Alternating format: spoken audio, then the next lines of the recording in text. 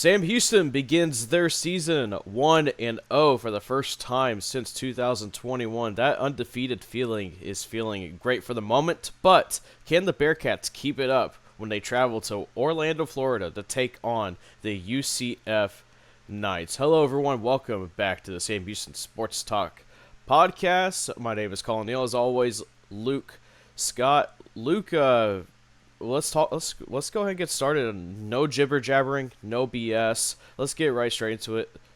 Just recapping Rice real quick before we look ahead to UCF. Sam Houston just absolutely dominated the game. You texted me in the middle of the game while I was up there at the press box, like the boys are dominating, and boy, did they do that and more some. Colin, they were all over the field. We've kind of talked a little bit of it about it on the Twitter Spaces for the past couple of nights there. It's been really fun on there. If you haven't checked those out, check them out. They're super fun and interactive. But no, I thought the team looked really well. I thought it was just good to see the offense for Sam Houston produce in a big way there. And we got off to such a good start. And you talk about it. We had 17 points, in the first quarter. Of course, a big pick six there, which really kind of opened up the lead there early. But just able to get off to such a good start was huge for, I think, the team's confidence. And you saw Hunter Watson throughout the game made some really nice throws. I don't think he played his best game, and Coach Keeler kind of talked about that. There were some things that he could have done better. Kind of held on the ball a little while, but I thought the receiving core looked really good.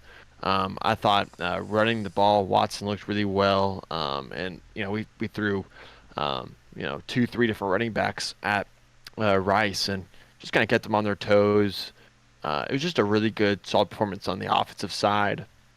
And when you're able to play in with the lead like that, you're able to kind of open up your playbook and choose some clock and kind of keep Rice on their back foot. And I thought defensively, that's where we really shined. Rice did not have much success there on offense. And you were at the game, Colin, they were swarming. I mean, the secondary looked good. E.J. Warner, he threw for, two picks. Only had the one touchdown. We just looked really good on the back end. The front seven was really stingy with Rice's run. Yeah, Kavion Gaither had a really good game. Trey Fields, I thought he was very impressive.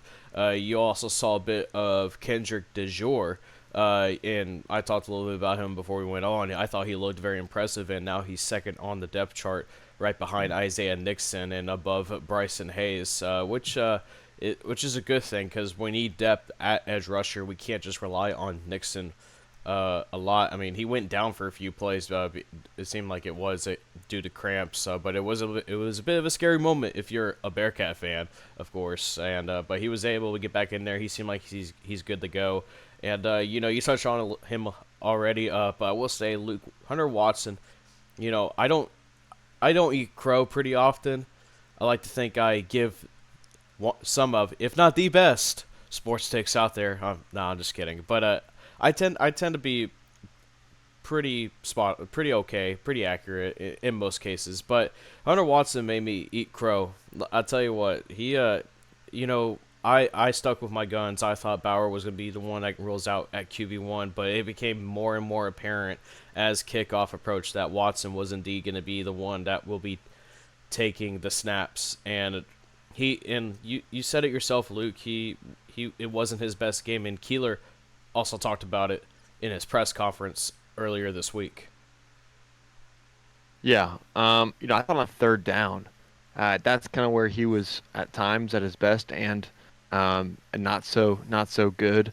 A few of those sacks coming on third down there, but also it kind of felt like that we were at 3rd and 7, 3rd and 8 quite a bit. Didn't play the most clean game, but penalties wise, but on those 3rd and 8s, Rice did not really have much to answer whenever Watson had the ball and he was running with it, and that's where I thought he looked really good. And that adds to a dimension. And Coach Keeler, that's what this program's talked about. for years of having a dual threat quarterback. Not just a guy that's going to sit in the pocket and just roll out and throw it away, but a guy that can actually do some damage on the ground. That's where I thought Hunter Watson looked really good. And of course, I don't know if you're going to be able to do that against UCF on Saturday at those third and long situations. You don't want that. But it was good to see him against Rice, kind of a middle of the road AAC team do really well in that regard. Yeah, and I'll ask you this question one more time, Luke, before we move on to UCF. Was that 34-14 win that Sam Houston got? Was it more that they just outplayed Rice so bad, or was it that Rice was just unprepared? Because I like to think it's a mix of both. I thought Sam Houston played just defensively, especially so good that Rice just did not know what to do. I mean, you said it yourself. They attacked it. They attacked very quickly. They scored a touchdown with Watson throwing to Humphreys from 67 yards out on the touchdown. And if y'all ever look back at that tape, it was the safety's fault because the safety didn't help his corner out because he thought Watson was going to run. And that's going to be something pretty big down the line. I think they're going to use at UCF is using the threat of Watson's legs to open up the passing lanes as well. But Yeah. and then 2 plays late and 2 plays into the next drive when Rice had on offense pick six by David Fisher. They just attacked quickly and efficiently, and it just looked like it stunned Rice. But what did you think of that? Just one more time. Do you think that Sam just played really well, Rice just was unprepared, or was it a good mix of both? I think it was more of a mix of both, but I will say I don't think Rice was. Um, they weren't thinking they were going to fall behind 14-0 in the first half or in the first quarter. I'm sorry, as quick as they did. Um, everyone has a plan until you get punched in the mouth, right? That's what the saying goes. Well, in 3 plays, when you go from 0-0 to 14-0, that's about as hard to punch and quick as punch as you can get. And I just don't think Rice was prepared to fall behind that quickly in that type of way. I mean, of course, Quavis Humphreys, we haven't seen him yet all until this past game, and we liked what we saw. Right, he's a big guy, long, rangy, athletic guy that can just run. You hit a long pass, you hit a deep shot like that, a 60, however many yards, 64, 67, whatever it was, yard pass like that, and then a quick pick six from just a read and react type play there by the DB. Colin, Rice just wasn't prepared to go behind 14, nothing like that. And you have to credit Sam playing very well, and I think we just outplayed them all 3 phases of the ball. Offensively, defensively, I thought special teams looked really good, and we can talk about Christian Pavon. I mean, Oh where did that yeah, come from? absolutely. Special teams player of the week, right? Yeah, and for those that are not really too familiar with with Sam Houston football and who's usually going out there, Colby Sessoms, the Lamar transfer from last year, was supposed to be in there, and he was one of the best kickers among the group of five, especially winning Sam Houston their first FBS game, and he came out with some really big moments as well last year, but he didn't participate in training camp. But head coach Casey Keeler said in the presser that he ended the practice on Tuesday, doing some kicking, so there could be a chance that he comes back sometime in the middle of the season. But here comes Christian Pavon, a guy that was mainly just for kickoffs, and sometimes he'll go out there for a PAT. But 52-yard field goal make on your first career attempt, that was awesome. That was awesome to watch from the press box. I was like, oh wow, this is his first career attempt. Okay, we'll see how it goes. Use that powerful leg, and that's what was his thing, was that he had power, but the accuracy was the question. And it was a beautiful kick to put Sam Houston ahead by 3 possessions. At that point, it made it 17-0. I wish I was able to see it, Colin. The ESPN camera crew, Colin, the ESPN Plus crew, it was a little rough at times. It was a little Yeah, spotty, yeah. but Well, no, it was a great kick. It was a yeah. great kick, and anytime you're able to kick anything 50 and up, you're like, hey, like you'll take that. But we just outplayed them. I think in all three phases of the game. Keeler talked about that. Gus Malzahn talked about that in his press conference. The UCF coach, Gus Malzahn, he talked about Sam just playing a really well executed game. So I think you have to credit Sam Houston on that. Yeah. Well, let's go ahead and transition to UCF because today's Wednesday. Luke, Keeler said it himself perfectly post game that they're gonna celebrate the win that night and then heading into tomorrow, but once Monday comes, their main focus is on Orlando, and this is possibly going to be the most hostile crowd that Sam Houston has faced as an FBS team because FBC Mortgage Stadium, they call it the Bounce House, and it's sold out on Saturday night, and it's but Sam Houston has played in environments like that in a way before. Liberty last year was a I was there. It was a great environment. It was one of the best environments for that week of college football.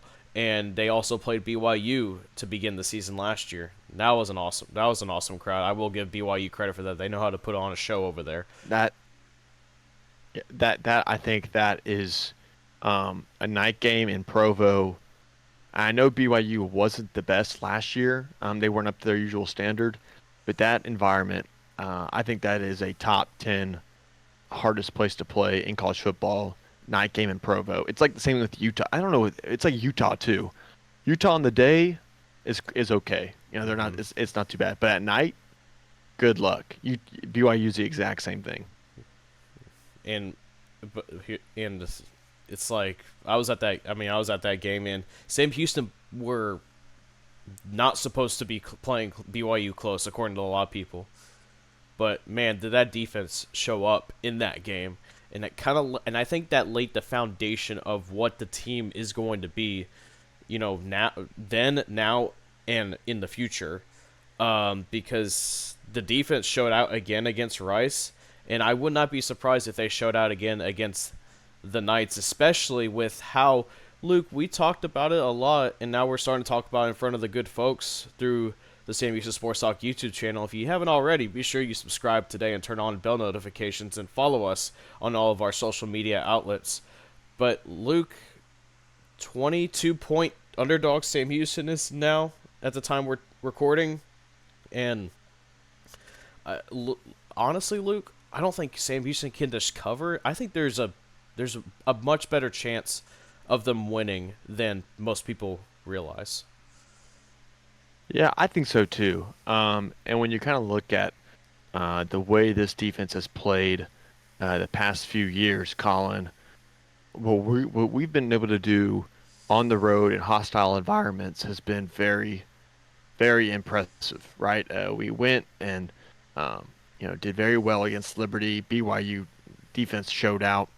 It's a very similar spot, right? Early in the year, UCF, and what UCF does really well, and you can see it in the stats from not just last game against New Hampshire. It's kind of a blow up, blow off CAA team, but all last year in the Big 12. Gus Malzahn is a run the ball type guy, and they have done really well with that. The past few years, they ran for nearly, it was over 400 something yards, nearly 500 yards last game. They have four different backs, but what we're able to do defensively, I think, is load up the box and play that type of ball, right? And if we're able to keep UCF instead of 3rd and 2, but 3rd and 4, 3rd and 5, that's going to give us a really good shot to win this game. And we'll talk about KJ Jefferson here in a little bit, but I think Sam Houston is a very live dog in this one. To predict that we're going to win, I won't go that far just yet, but I think covering the spread will be quite an easy feat to accomplish. Man, I think we can do well against UCF, and I don't want to tarnish UCF at all. They've been a good program the past few years, but this is also a team that went 6-7 last year, so it's not like we're playing, prime LSU, prime Bama. And they're led by Gus Malzahn, who previously was at Auburn, and he's helped out UCF transitioning from the American to the Big 12. You kind of point to their schedule last year, Luke. They kind of avoided some of the big dogs of the Big 12. I mean, they played, not to knock. I mean, they did play some good teams. But you said that you were looking at the stats earlier from last year, their rushing attack. Um, they they just ran over the teams they're supposed to, but when it came against the good teams, well, Oklahoma State, they did really well in that game. But Luke, that rushing attack is still not something to mess with, especially if you're a Sam Houston defense. Is when that rushing attack is led by R.J. Harvey. Yeah, and R.J. Harvey is a phenomenal back. I mean, the dude is averaging over 6 yards a carry in multiple seasons in a row for UCF. He was a transfer from Virginia, didn't play.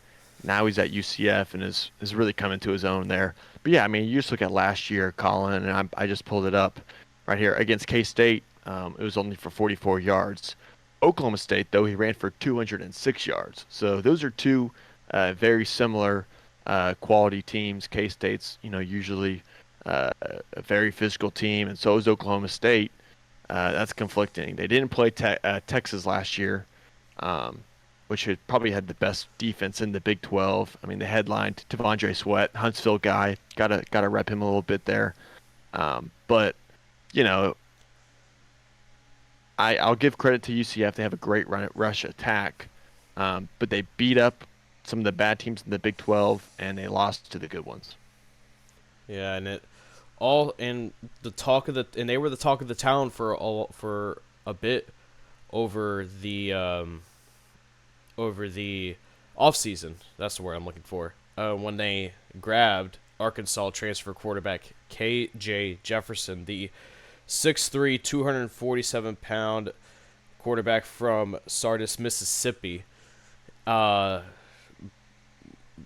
of question marks. The potential seems to be there, Luke, but we think he could be a key to not just Sam Houston winning, but also UCF beating themselves in that aspect.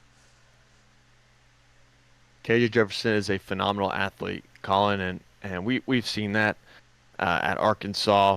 He led a few, or some really good seasons at Arkansas, but throwing the ball, it can be an issue. And I've been reading up a lot on KJ Jefferson at Arkansas on the fan forums there, at the UCF forums, and in just one game, there's a lot of, hey, I really wish we had our old guy Castellanos, who's now at Boston College. We wish we had him. And that's not the most confident bunch. And of course, it's only one game, right? And against New Hampshire, but against an FCS opponent of that quality, if it was against a Montana State, Montana, North Dakota State, South Dakota State, an old Sam Houston, when we were in the FCS, you'd be like, okay, those are good teams in the FCS. New Hampshire is a middle of the road, if that, CAA team, and KJ Jefferson, it was a little ugly for him. He did put up a couple touchdowns. He had a bad pick, some really really poor throws against there, and Coach Malzahn kind of talked about just kind of first game coming back, some of those things you just have to work through. But the KJ Jefferson whole story is a roller coaster. It's very up and down. You never know through the air what you're going to get. Now, running the ball, the dude is a tank. The dude is a monster. Everyone knows what he is, right? He is a true dual threat running the ball wise, right? He is a strong runner. That's what's going to be an issue for Sam. EJ Warner is a good athlete. KJ Jefferson is a different athlete, right? So we're going to have to combat that. But if you're able to keep UCF third and long, third and medium, third and long, you can get off the field on third down, which is something that Sam Houston did really well with in this past game. Looking more at KJ's performance, 164 yards, 2 touchdowns, an interception, a QBR of 7.5. And you also mentioned in the forums, kind of wanted to bring this back up because I thought it was interesting. You said that earlier. Um, they c- there, or it was a YouTube channel for UC for that covers UCF football. I can't remember their names for the life of me. Apologies, but they said that they were not too happy that they didn't open up the playbook against New Hampshire. It was the Sons of UCF. Sons of UCF. So yeah, but I mean, the thing is, when you face a team like New Hampshire, like, no disrespect whatsoever, but it is a mid to low level CAA team that are not going to make noise this year, probably in FCS. And then I say this, and then 3 months later they're ranked or whatsoever. But either way, I'm not an expert on FCS football anymore because Sam Houston made the move up. Um, you would think that would be a terrific time to get Jefferson exposed more to this offense that Malzahn runs, which it's up tempo. They run the ball, a lot of a lot of reverses, a lot of jet sweeps, just a lot of moving around, and but I mean, Keeler said it perfectly. This is one of his most popular quotes. You can't replicate a football game. It's one thing to do it in practice. It's another thing to actually do it. And I wonder if KJ is going to feel a little bit of pressure because it is a sellout crowd, and it is against a Sam Houston team that just beat Rice by 20 points. But if because the one of the few ways I see UCF losing this game and Sam Houston winning is if UCF causes UCF to lose. And that's one of the ways I see it going badly. That's right. That's right. If you're just able to put UCF in a few bad spots, if you're able to get a couple early scores, you don't know how UCF's going to respond being down early. Now, Gus Malzahn's a good coach. Gus Malzahn, he coached at, I mean, people forget, he took Auburn to a national championship. Now, they lost to Jameis Winston, who was undoubtedly, might have been one of the best college football players single season ever, right? I mean, he was up there. It's up there with the Burrow undefeated season. Jameis Winston was awesome, but after that season, things kind of just got soured and kind of stalled out. Winning seasons, but at Auburn, 8-4 wasn't good enough, and now he's at UCF. A few seasons there, he's done good. Last year, 6-7. If you get this team kind of on the ropes early and get them questioning themselves early, who knows? And Coach Keeler's right. You never know what a game's going to bring you. You can't simulate it. Anything from weather all the way to the flight out there, everything, warm-ups, atmosphere. There's so much differences that can make it. But if Sam's just able to get it out in front early and just have some success there on third down in that first quarter, you never know where this game can turn. You mentioned weather. I was kind of curious. I looked at it. It's been raining in Orlando. 80% chance today. Thunderstorms Thursday. 50% chance of thunderstorms. Friday's 50%. Saturday is 40%. 89 high of 89 degrees. Low of 75. So the rain. I don't know what kind of field FBC Mortgage Stadium has. I don't know if it's grass or turf. But I mean, the weather could play a factor in Orlando, Florida this upcoming Saturday. We'll step aside and we'll play some clips from each team's respective press conferences that I thought were pretty interesting for y'all to know. So we'll step aside, and then when we come back, we will give our predictions to the game, our keys to the game, and also some other general Sam Houston Bearkat sports news. We'll be right back right after this. First of all, we're glad to be 1-0, playing at home again, playing Sam Houston. They're an impressive-looking bunch. Their coach is one of the more successful coaches in college football. I think he's taken 3 different teams to national championship, 2 national championships at different schools. So he's a real coach. He's got a real staff. Their defense coordinator, Skylar Cassidy, was actually with me at Auburn. He's one of the young up-and-coming guys. His dad was a big-time coach, back in the day. You look at them on film, they got playmakers on defense. They were flying around. Guys on the back end that gloved guys up. They beat Rice convincingly. It wasn't even close. Offensively, their quarterback, I think he won a national championship in junior college. Good runner, good passer. They had a big receiver. Back, I think they was injured the year before.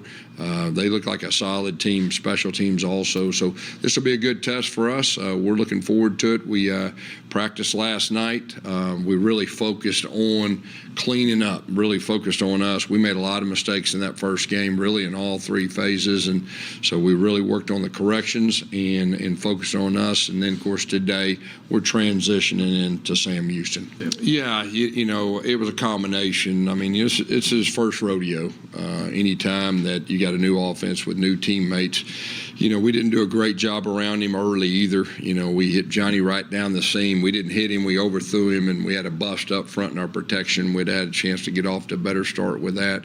But, he didn't play his best the first quarter. He knows that, and he'll respond. And second half, he settled down. You could see that, and that was good. And he'll get more and more comfortable each game out. And the great thing about KJ, he's a veteran. He's been there and done that.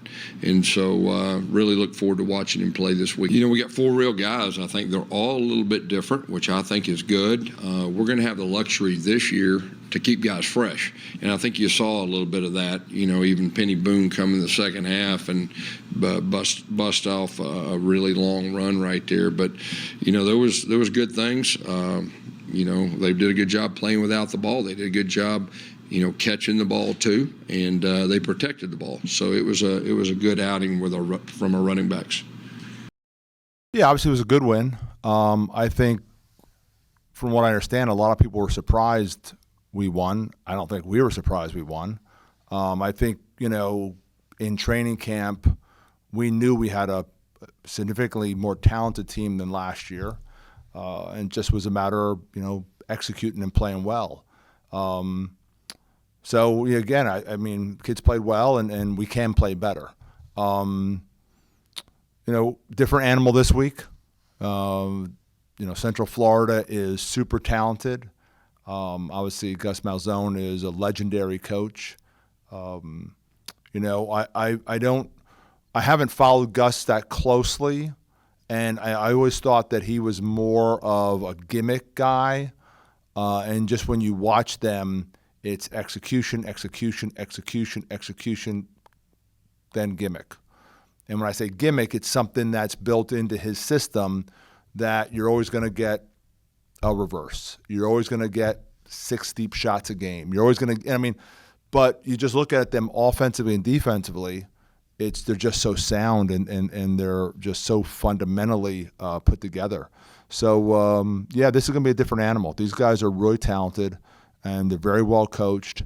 And I think the expectations for them in the Big 12 are pretty high in terms of like what they have coming back and the fact they got the Arkansas quarterback, and I think they feel really good about their team going in. So we're excited, and here's a great venue. The Bounce House sold out in June. You can't get better than that. So we're excited to play a football game. Yeah, Randy, we were just looking at the roster just before we came on. I came on here, and we played 9 offensive linemen, and our starting right tackle missed the game. So we could have played 10. We probably played 11 or 12 defensive linemen. I think we played 6 safeties. We played 3 running backs, and Zach Hrabacek wasn't one of those 3 running backs who was our starter not too long ago. So, this roster, I think we've done a really good job of, keeping our players. I don't think anyone's done a better job keeping, their top players than we did. And I think a lot of it, you went to school here. It's a great place to go to school. Kids love it. It's great culture. We're in this thing together. Kids believe in what we're doing. I think also with how close we were last year, a lot of guys wanted to come back and kind of prove, this is something Sam Houston can do, obviously moving up to FBS football. But, it's a really good roster. We got 3 quarterbacks I like. I mean, I thought Hunter went out there and played well. But we have some depth at that position too. So I got to give a lot of credit to the staff in general, But Clayton Barnes, who's our general manager, has been masterfully put this roster together. And, a lot talking to the coordinators about, hey, if we take this guy, he can play nickel, but also he can, compete for that safety job. And, just kind of, going through all those scenarios. And I think, with not a lot of NLI money, we put together a really good roster. And we're excited to take this roster into the season. So, yeah. I think they brought their four-string running back in the second half, and he broke a 40-yarder or something like that. So, starts up front, good sound offensive line play. A quarterback who is a threat to run, downhill. I mean, he is a downhill guy now. He's probably 6'4", 240 or whatever he is.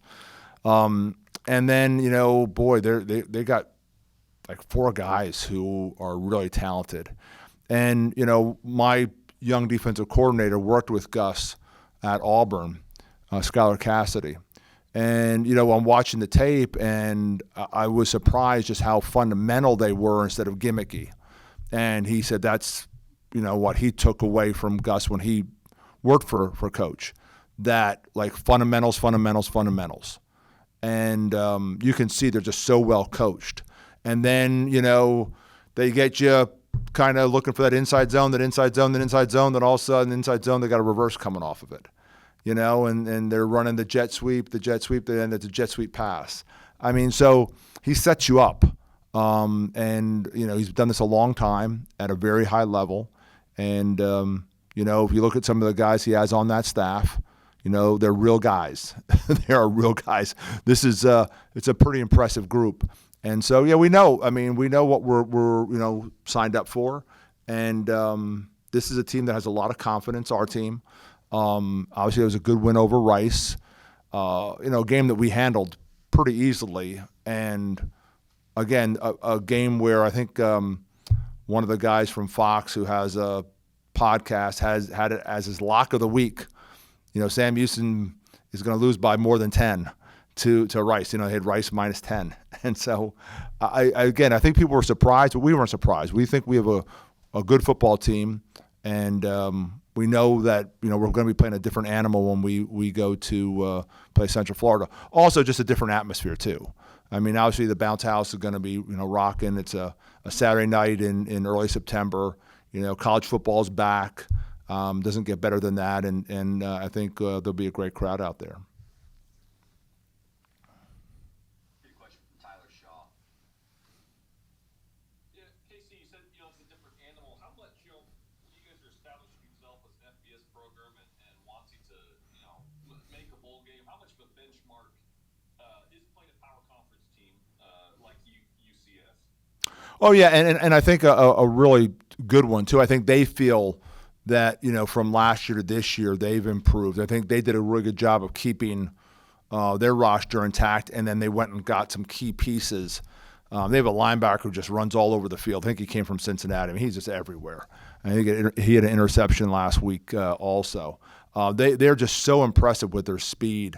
So yeah, this is definitely a different animal. This is a legitimate Power 5 school that I think a lot of people feel as this Big 12 starts to shake out over the next couple of years, that Central Florida could be one of the teams that is perpetually up there contending for a conference championship. Well, no, we'll break out the crowd noise. I mean, the crowd noise against Rice is against Central Florida is going to be significant. And so we'll do some things like that. We talk a lot about us, not really a lot about them. It's really, let's control what we can control. And I've won a lot of games where we were heavy underdogs. And I found those teams were always very confident. And so those teams don't usually worry about the opponent as much as they're worrying about themselves. Now, are they studying the opponent? Absolutely. Know their tendencies? Absolutely. But, it's more about, let's get our game to the highest level we can get, and let's go play these guys. So, yeah, I mean, that's going to be the key is, I need a confident group going in, which if when you play for me, you're always going to have confidence. That's just how I coach. and we got to make some plays early. Don't let them, dictate the tempo of the game right away. And I think if we do that, I think they'll have a shot.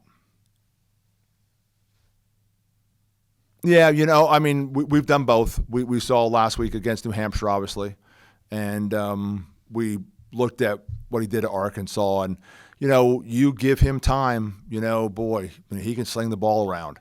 And when he gets going downhill, he's a headache. So, we got to, change up the looks. We got to get some pressure, on him.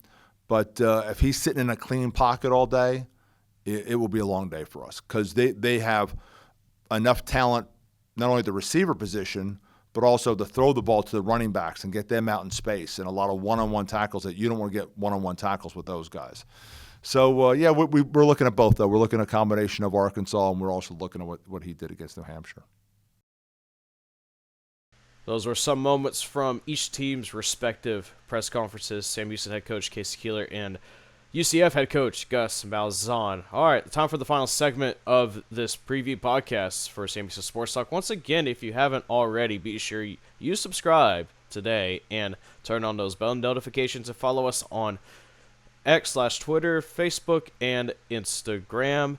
And also on Twitter, we do host space after every game, and we will sometimes just host space out of just randomness. So on X/Twitter, so be sure to be on the lookout for those because those are always such a great time because you get to hear from what Bearcat fans have to say, and sometimes when we do those kind of spaces, we get fans of the opposing teams come on in and talk their own team as well, talk some ball. And sometimes it can get a little chippy in there sometimes, but it's all in good fun and competitiveness. I just love it. But college football is in full swing, folks. So Luke, let's go ahead and drop our keys to the game and predictions, and then we'll talk about some general Bearcat news leading into the week. Luke, what are your keys to the game for Sam Houston to come out with a upset in Orlando? Yeah, well, obviously, stopping the run's going to be huge. Of course, that's the primary, concepts that Malzahn and UCF likes to run. It's going to be a lot of misdirection, a lot of all over the place, running the ball not just between the tackles, between the guards, but out to the numbers. A lot of tosses, a lot of reverses, sweeps, all those types of things. So that's that kind of goes without saying. But I think offensively is to get some attack, get going through the air and get Quavis Humphreys going more throughout the entire game. We saw a lot of him early on against Rice, and they kind of went away from him a little bit, which kind of got Adai going there, which was good to see. I just want to see a little bit more, some more targets to your most explosive players, which is Noah Smith, Quavis Humphreys, and Ife Adai. That's offensively, and of course, staying penalty free. I think we did a good job, and no penalties and no turnovers. Right? I think we did a really good job for the most part with penalties. There was a few, which I think kind of happens just week one. You see a lot of messy, just bad penalties to take, and also it's the refs' first game back, so you see some bad calls there as well. But I thought we did really well last game was protect the ball. No turnovers, only the one fumble, which we recovered, or he was actually down. But I think staying turnover free is going to be huge in this game. And if you can get, a few early scores, get UCF on the ropes early, that can lead to a lot of Sam Houston success. Yeah, just like kind of an off note, I thought he was down too, but I looked back on the drive sheet and they still count it as a fumble. Right. So. But I mean, yeah, you're right. Smith was probably definitely down, but it is what it is. Some good hustle, by the way, from Jay Rockwell. I don't know if he goes by Jay Rockwell anymore. I think he goes by Josiah Rockwell. But the broadcaster was calling him Jay Rockwell, so I'm just gonna go with that. But my key is gonna be if he just goes by J Rock, it's kind of a salute to the Trailer Park Boys there.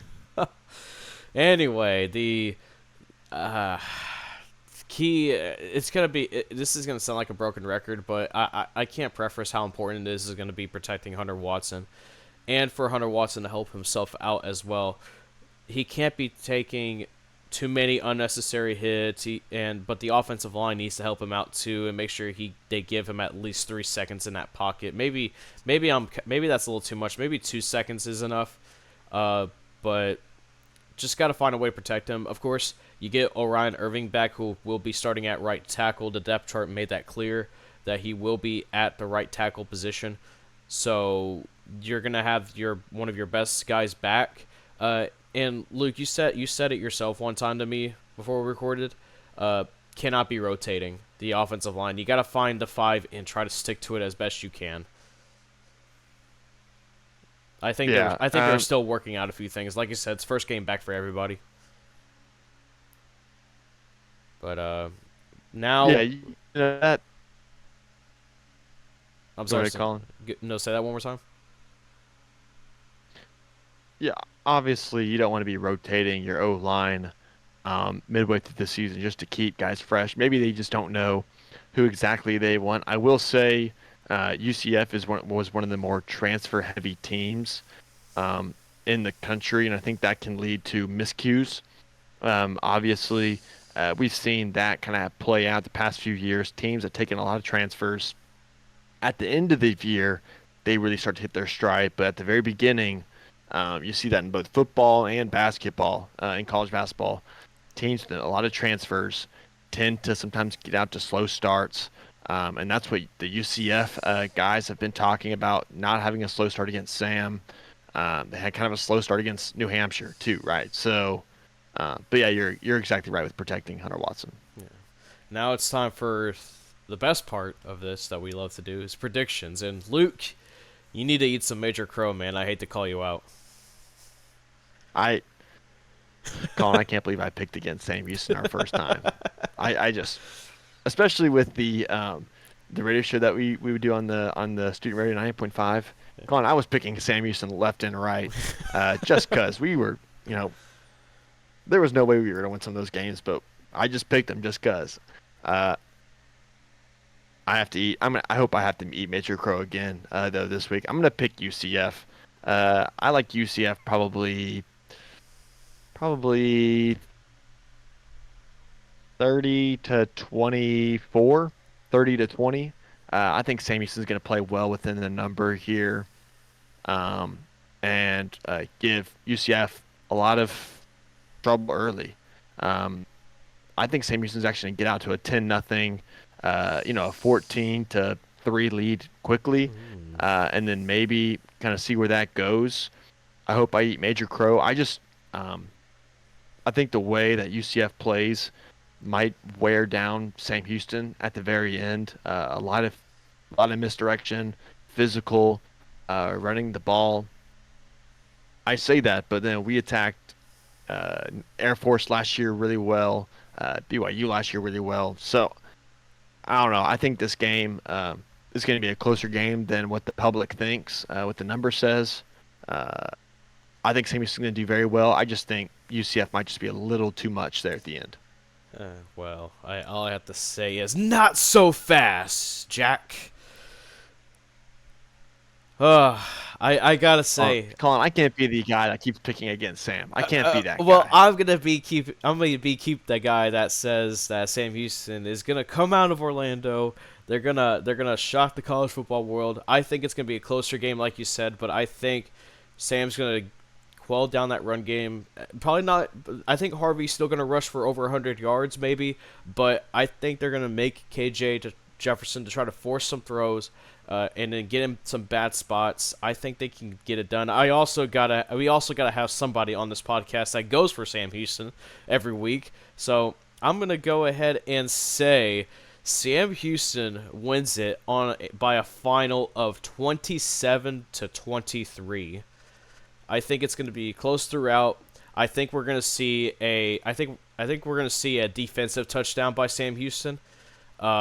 I don't know whether that's by a pick six or by a fumble return for a touchdown, but I'm going all out, man. I say the Bearkats come out of Orlando with the upset win. I love it. And I will say, I don't think the public gives enough credit to Sam Houston athletically wise. I think we have just as good athletes as UCF probably in this game. I just see that and I feel that, and I've seen it the past few years. Last year we were right there with a lot of these teams. So I wouldn't put it past us to not be one of the more athletic teams. And I see guys like Quavis Humphreys. Now every team has a guy like that, but I just see a few guys like that on our team, and not just offensively but defensively. We didn't talk about him much, but Jalen Jimerson was all over the ball. Yes. In the last game, right? He was everywhere. Armstead, Weaver. I mean, it was just everyone was all around the ball and that back end. I agree, Colin. If you can just get KJ Jefferson to throw the ball, he's going to make mistakes. Make him throw the ball. I don't care what it takes. Put 8 guys in the box, 7, 8 guys in the box, whatever it takes. Make him throw the ball. Let's now get into our last segment very quickly to talk about some general Bearkat sports news that went on this past week. Volleyball began their season and they lost They lost 2 games out of 3 in the Bearkat Invitational. They took the first match of the season against Prairie View A&M by a sweep 3-0. But then they got swept by UIW of the Southland Conference, and then they took a pretty close 4th set against Stephen F. Austin, the preseason Southland Conference champion at first place, but they weren't able to force a 5th set, so they're now 1-3. Luke, just some quick thoughts on them real quick. Yeah, good good sweep there to start with Prairie View. A&M a 3-0 win. It was a little choppy, you said. A little messy, but still got the win there. And UIW, losing to UIW and SFA, it sucks to lose to SFA at any time, right? But I think especially against SFA, I didn't see anything of the UIW game. The SFA match, a 30-28 4th set, that can go either way, and then you push to a 5th set. Whatever can happen there. Anything can happen, but I don't know. It's just kind of more of the same out of this volleyball program for the past few years. Hoping they can turn it around here, up in Oklahoma here pretty soon. They start, I think, on. Is it tomorrow? It'll be it'll be Friday. It'll be Friday, September 6th to Saturday, September 7th, when they'll be in the Oral Roberts tournament. They'll face Oral Roberts and Tulsa on Friday, and on Saturday at 11 a.m. they'll face Bethune-Cookman. So like you said, Luke, they'll turn around, but they gotta clean up the errors, Luke. They cannot be giving the other team free points. Yeah, Alyssa Fielder's been really good, coming through, and also a few of them, right? But just need to clean up some things and a few less errors. I think coming into this one, I think you can grab a few wins there. Yeah. Up in Oklahoma. Soccer were handed their 2nd loss of the season. They went to Belmont, faced Lamar, but lost a close one, 2-1. They will be going to Monroe on Thursday to take on the Warhawks of the Sun Belt, and then on Sunday they'll be taking on the Rice Owls in Houston. That's going to be a night game at 7 p.m. But Luke, it's now starting to get that time of year where you're kind of going to get some faults a little bit, but I still got faith in Corvella's squad, especially heading into conference play. Yeah, it's such a good start there, and now I've kind of stalled a little bit. 2-2-2, not awful, not great. It's exactly what it is. It's 500. Disappointed to tie. I thought we were the better team the entire way against UIW, and just couldn't pull out the win there. And losing to Lamar kind of sucks, but what can you do? Can't win them all. No, you cannot. And going on to the hardwood real quick, Sam Houston men's basketball picked up a big commitment, a 3-star from Dynamic Prep in Texas to guard Jacoby Coleman, and this was a Justin Bailey recruit here, and they are now off to a good start for 2025 when it comes to the recruitment cycle. Excuse me. Yeah, obviously. Yeah, Sam Houston. The more recruits you can get out of high school, a 3-star guy, and he's kind of a longer guard. Looks like a 6'3". Um, You'll take that. This is the same guy that's been getting recruited by a few solid mid-majors. St. Louis is always really good. California, they wanted him. He's here for Sam Houston now. So, good recruit. We saw the schedule this year released on Twitter. Collin, it's an absolute gauntlet, but it should be a fun season to watch Sam Houston basketball. Yeah, I mean, just your quick thoughts real quick before we wrap this up. What do you schedule in? What do you think of the schedule? Like as few hours as possible. Go.